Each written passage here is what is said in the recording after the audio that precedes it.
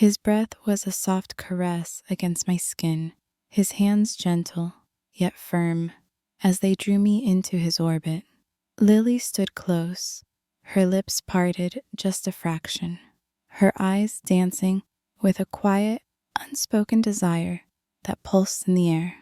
Mason's fingers curled lightly around my waist, his heartbeat a steady rhythm echoing mine.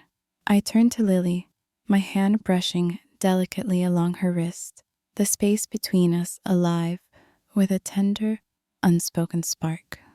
"This is what you've been longing for, isn't it?" I whispered, my voice a warm invitation. Lily's breath faltered. Mason let out a quiet sigh, and in that fleeting moment, the last veil between us dissolved into the twilight's embrace. Hey there, before we dive in, please take a quick second to tap that like button and hit subscribe. Your support keeps this channel thriving and ensures you won't miss the next chapter. It's a small gesture that goes a long way. All right, let's get started. Nights were the toughest. I'd lie awake, tangled in crisp sheets, my skin tingling with a restless yearning that found no peace. This wasn't how I was used to living. Empty bed, hushed evenings, drifting to sleep without the comfort of someone's warmth beside me. It wasn't just solitude, it was a deeper, aching need that stirred within me, keeping me sleepless, my fingers grazing my skin just to recall the sensation of being cherished. I've never been one to bury my passions. Some women, as time weaves its threads, tuck that spark away, pretending it's something they can forgo. Not me. I still craved it. The slow kindle of anticipation, the weight of a gaze lingering on me, the kind of warmth that made my breath catch and my heart flutter. Then I saw him. Mason. He was in his front yard, shirtless, tending to a row of garden trellises, his movements strong and unhurried, perfectly at ease. I stood at my attic window, watching, my lip caught between my teeth as a soft warmth bloomed deep within me. It had been far too long, and Mason, he was everything I'd been aching for. I wasn't reckless. I knew how to savor the moment, how to let tension build until it was nearly overwhelming. It started subtly, a glance held just a heartbeat too long, a casual stretch in the morning light when I knew his eyes were on me, my sundress swaying gently to catch his attention, a laugh that lingered as my fingers brushed his arm, soft as a whisper. Mason noticed. I saw it in the way his eyes flicked to me when he thought I wasn't looking, the way his breath hitched when I leaned in too close, the way his posture stiffened when I spoke in a warm, knowing tone. Lily, sweet Lily, was blissfully unaware, greeting me with bright smiles, oblivious to the undercurrent of attraction humming just beneath the surface, oblivious to the way Mason's glances carried a spark of something deeper. I wasn't chasing love or eternity. I just wanted to feel it again. The pull, the excitement, the thrill of knowing I could captivate someone entirely. And Mason, he was already caught in my orbit. It began with a perfect moment. Lily was away for a few days. Mason was alone, and I was ready. I planned it carefully. An evening stroll, a chance meeting by the neighborhood creek. He studied me as we brushed against each other, his hands warm and firm on my waist, lingering just long enough to send a shiver through me. "You okay?" he asked, concern softening his voice. I exhaled slowly, letting my posture shift just enough to catch his eye. "Yeah," I murmured, resting a hand on his arm, feeling the strength beneath my fingertips. "Just a little unsteady." His gaze flicked my lips. I felt it, saw it. "Maybe you should take a moment," he said, his voice low, cautious. I hid a smile. "Perfect. My place is just across the way," I offered smoothly, tilting my head, letting my hair fall softly to frame my face. "Come in for a bit." He hesitated, but only for a moment. I could see the struggle in his eyes, the tension in his stance, but he followed. Of course he did. Inside, the air was thick, charged with possibility. I poured him a glass of sparkling cider, my arm brushing his as I set it down, every move deliberate, just close enough to blur the line between coincidence and invitation.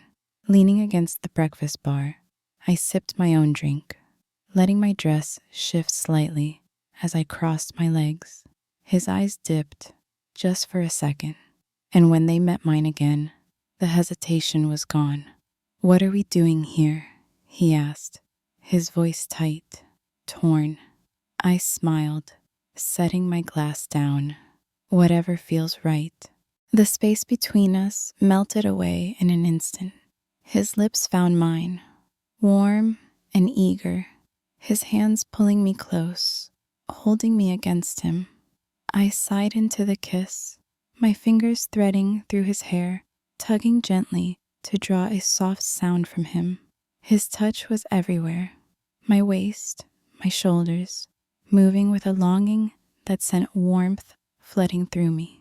I guided him to the love seat, settling beside him in one smooth motion, smiling as his breath caught when I leaned closer, teasing, savoring the moment.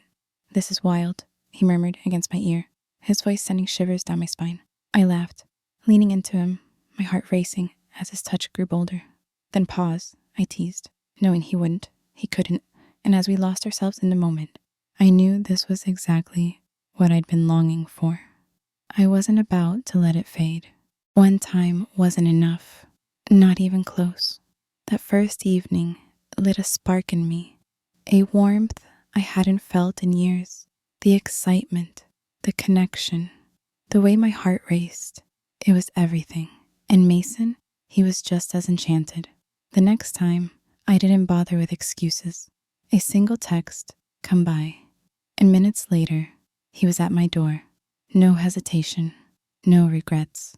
The second the door closed, his hands were on me, warm and eager, pulling me close. "And this shouldn't be happening," he whispered.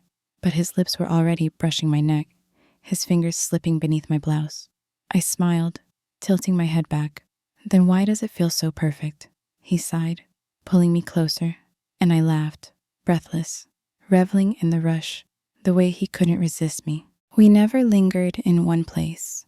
Sometimes the breakfast nook, sometimes the armchair, sometimes the hallway, our connection too urgent to care about anything else. Mason was strong, attentive, relentless, holding me like he was making up for lost time, like every moment apart had been a quiet ache. I soaked it in, the way he held me like I was everything, the way his touch set my heart racing, the way he gave himself completely to the moment. I felt adored, alive, and when it was over, when I rested beside him, breathless and content, my body humming with satisfaction, I didn't feel guilt. I felt whole. I stretched, my fingers tracing lazy patterns over his shoulder, a slow smile curving my lips. "More?" I murmured, leaning closer, loving the way his breath caught, his hands finding me instantly. I wasn't done with him, not even close. Our connection was everything I craved. Bold, thrilling, all-consuming. Mason was entirely swept up in me, his heart and mind caught in the warmth we created. He wasn't just drawn to me, he was captivated by it. But I didn't expect Lily. The knock on my door was sharp, unexpected, my pulse jumping as I smoothed my dress, brushing away invisible creases. When I opened the door, Lily stood there, her face calm, composed, too composed. "Can we talk?" she asked, stepping inside before I could answer. I closed the door, my heart racing. "I know," she said, the words heavy, undeniable. I stayed silent, waiting for the anger, the accusations, the confrontation I'd prepared for. But Lily just sat down, crossing one leg over the other, her eyes steady on mine. "You and Mason," she said, her voice low, almost thoughtful. "How long?" I swallowed. Lying was pointless. "A little while." She nodded slowly as if she'd already figured it out. Silence stretched between us, thick with something I couldn't quite place. Then she surprised me. "I don't want to lose him," she admitted, "but I also don't want to ignore what's happening." I leaned forward, curious. "Then what do you want?" Lily's lips curved slightly, and for the first time, I saw a glint in her eyes. Curiosity, boldness. "I want to join in." My breath caught. I'd expected tears. A messy end, not this. "You want?" Lily tilted her head, watching me closely. "Mason's drawn to you. I see it. I've seen how he lights up. But what if we don't have to choose?" Her words wrapped around me, warm, inviting, my pulse quickening. Was this happening? She smiled, as if reading my thoughts. "So, Nora, are you willing to share?" The evening air was heavy, alive with possibility.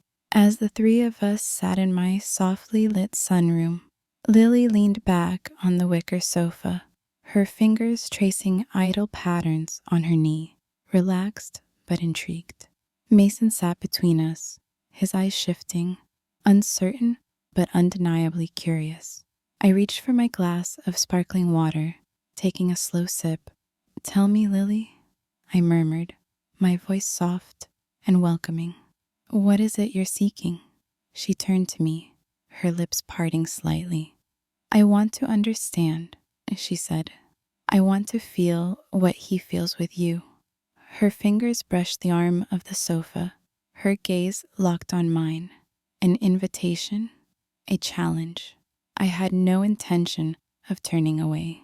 I leaned closer, deliberate, Mason's breath catching between us. "Then let me show you." My fingertips grazed Lily's cheek, testing. Her lips parted, a soft inhale, revealing the nerves beneath her calm. Mason watched, still, and then Lily moved, leaning into my touch, her lips brushing mine, not hesitant, but curious, exploring something entirely new. Mason exhaled softly, shifting closer.